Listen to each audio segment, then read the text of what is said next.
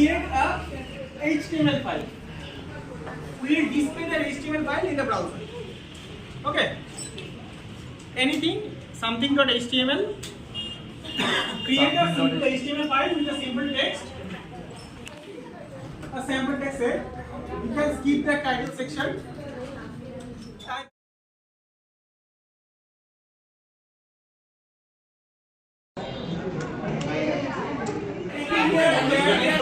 All those things you are doing.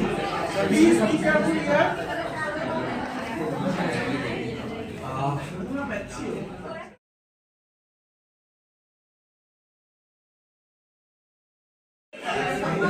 Two things. Number one, we'll read a file and display it on the web page.